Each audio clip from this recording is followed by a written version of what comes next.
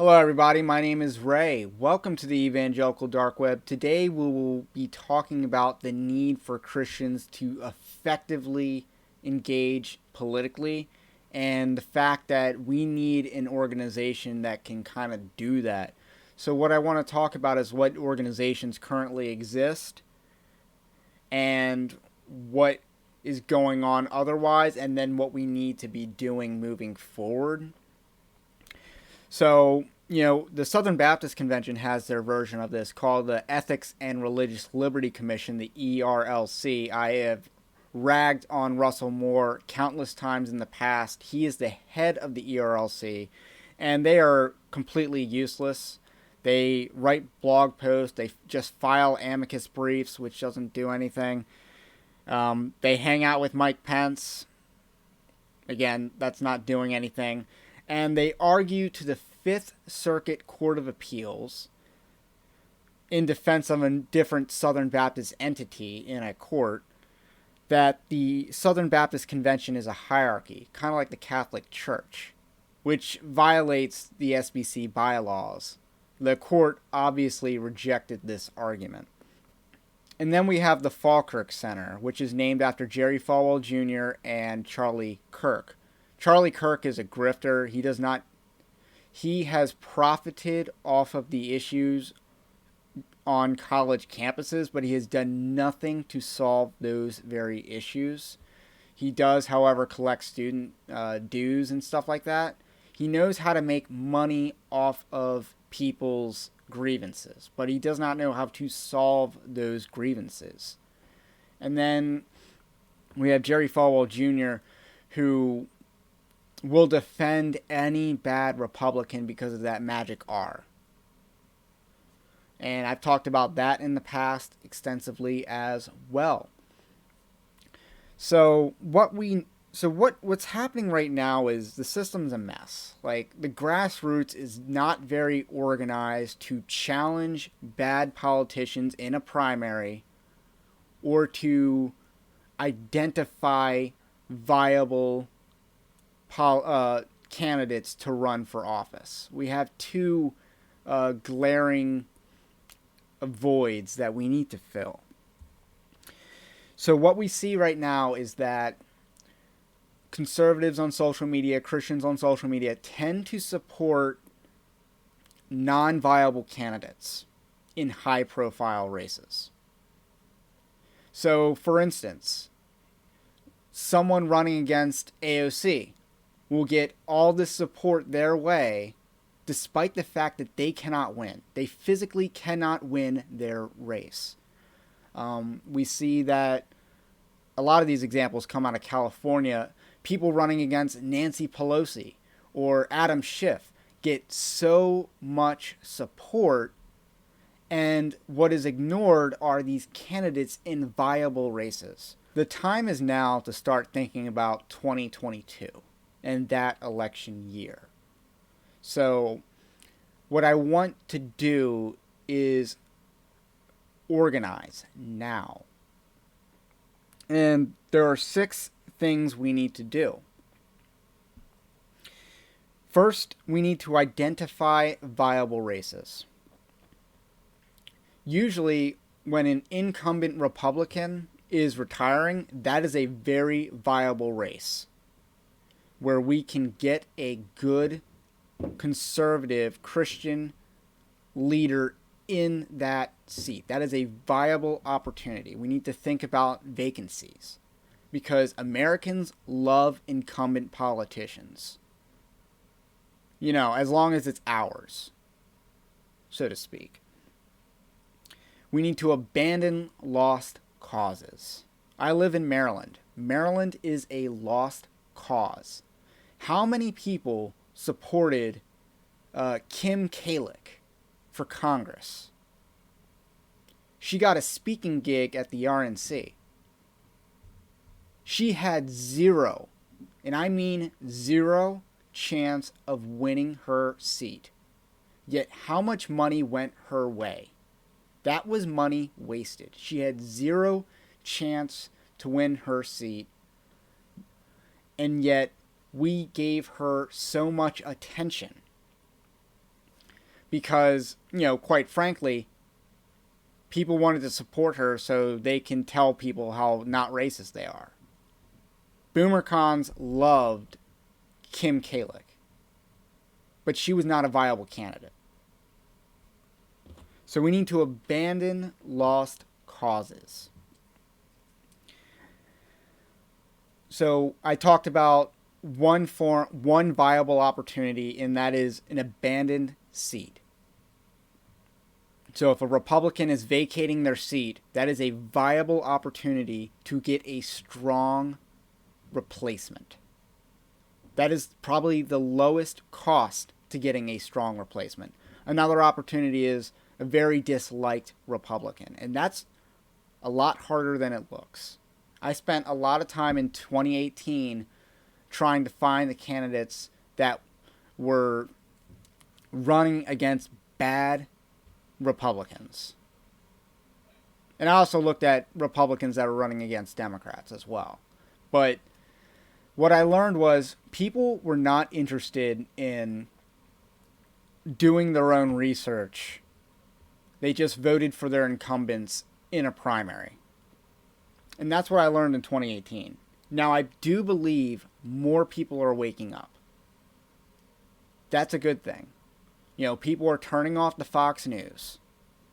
And they're realizing that not all Republicans are your friend.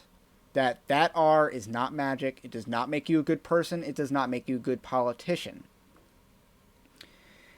So we need to identify viable races. That's step number 1. And of course, another viable opportunity is a seat that's up for grabs. Like, if a Democrat is in a very precarious position, that seat is up for grabs. And a good candidate can beat them out. So that is a viable opportunity. So step 2 is we need to identify viable candidates. And I have 3 requirements for this project that I want to collaborate with a bunch of other Christians on. And the 3 viable candidates that, for forming a grassroots organization to engage politically. So for 3 requirements for viability would be Christian. They have to be a Christian. And that just has to do with their worldview. We want a Christian who has a Christian worldview in office. And we see that just having someone who's a Republican, not really a Christian, doesn't cut it. It doesn't cut it. And so if we're going to pour resources into a candidate, I want them to be a Christian. Number 2, socially conservative. And that's definitely the biggest on specific policy requirement. Like, it does not matter whether you're pro-Trump or fiscally conservative so much as you are socially conservative. And that is how we get Christian values into high office, is that we elect social conservatives. And this also has to do with viability as well. There is a market for socially conservative candidates. There is not a market for fiscally conservative candidates. That's unfortunate, but it's true. There is a market for socially conservative and then fiscally populist candidates. That market exists. There is a market for socially conservative and fiscally conservative candidates. That market exists. But there's not a market for straight up fiscally conservative candidates. That market does not exist. The market for, let me be fiscally conservative but socially liberal, does not exist in politics. Because your views on social issues is from your worldview. And someone who has a Christian worldview will also have a Christian worldview on finances. And you see in politics, in Washington, D.C., in every state, you'll see the trend that the more socially conservative a politician is, the more fiscally conservative they are. So if you want a fiscally conservative candidate, you want a socially conservative candidate. And it must be said that welfare policies are not socially conservative. They are not biblical values in office. If unemployment programs or Social Security were Christian policies in action, we should be bragging about how many people are on unemployment right now. But we don't do that because it's not worth bragging about, because anyone with a rational mind sees that as a bad thing. The more unemployed people that are receiving welfare checks is a bad thing. It's not a good thing for 30 million people to be receiving welfare checks. We want to implement policies that are worth bragging about, so to speak, because they reflect a Christian worldview. And policies that can't really be bragged about do not reflect a Christian worldview, because it's irrational to think that more people on welfare is a good thing. So that's requirement number 2 for viable candidates. And requirement number 3 is they have to have a stomach for politics. And that's a little more difficult to identify. Like, take Ben Sasse, the senator out of Nebraska. He's actually very conservative. The problem is he doesn't have the stomach for politics. And that's where the issues stem from. He does not have the stomach for politics. He doesn't have it. He let Trump get to his head, and now he doesn't know left from right anymore. He didn't have the stomach for it. And it also requires a level of expediency. And I don't mean that in a way that compromises principles. I mean that as in someone who knows how to govern when they get the opportunity. So step 3 is we need to recruit viable candidates. And this doesn't exactly happen without resources. Like, I can't just walk up to someone and say, hey, you should run for U.S. Senate. Like, I don't have that pool. However, one of the things that I think we need to do is we need to set up a farm system, like Major League Baseball. You have your minor leagues. And in politics, the minor leagues are the state legislatures. Those are the minor leagues. So the big leagues is Washington, D.C. The minor leagues is the state legislators. And if you are looking for someone to run for Senate, run for the House of Representatives, a good place to look is who are the best performers in that state's legislature. That is a solid place to look. Number 4 is we need to support these candidates. And I mean this financially.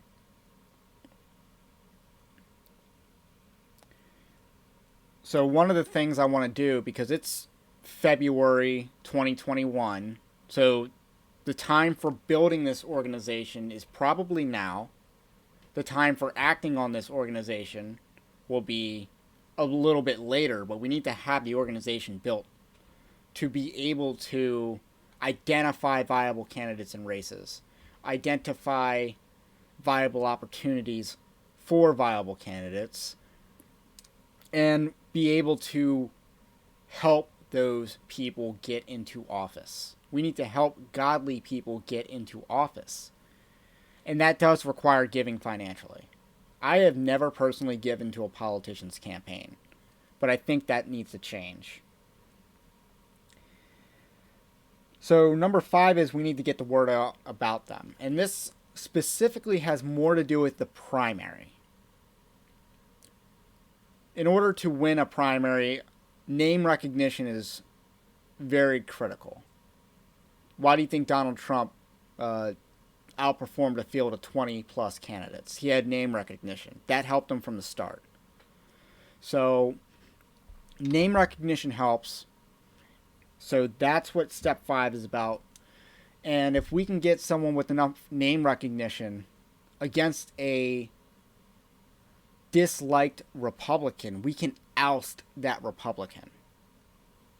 There's a lot of people who want to oust Republicans in 2022.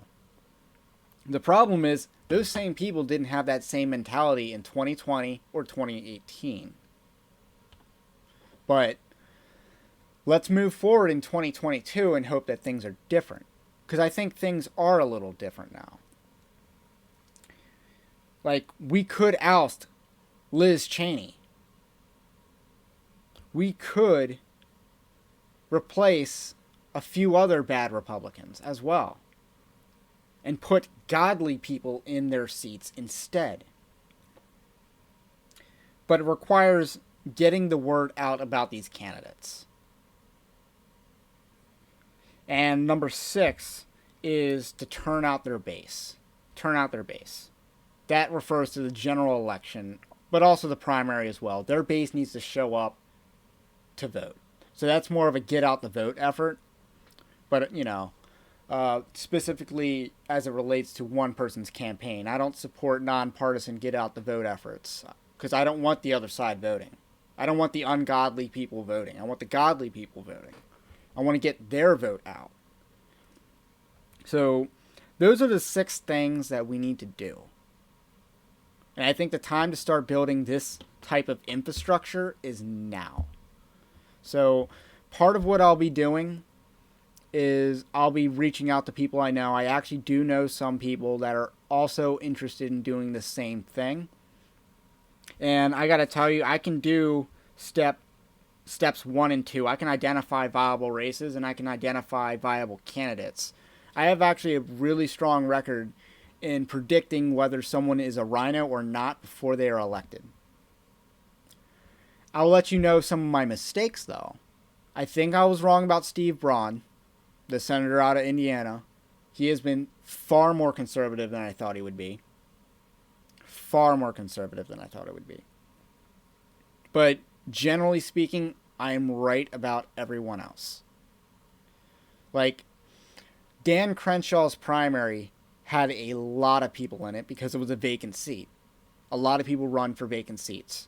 I passed on Dan Crenshaw for I think two Republicans were better than Dan Crenshaw. And it turns out I think I'm pretty good. I was pretty good to pass up on Dan Crenshaw in his primary because look, he's turning out to be a high-profile rhino supporting Liz Cheney. So I have a good track record on doing some of these things, but I cannot do the other things. Like, I don't have thousands of dollars to be blown on politicians. I don't have the social media game to be amplifying and mobilizing support for certain politicians. So this needs to be a very collaborative effort. And that's going to be one of the points of activism for the evangelical dark web in 2021 and 2022. After all, the theme of evangelical dark web in 2021 is no retreat.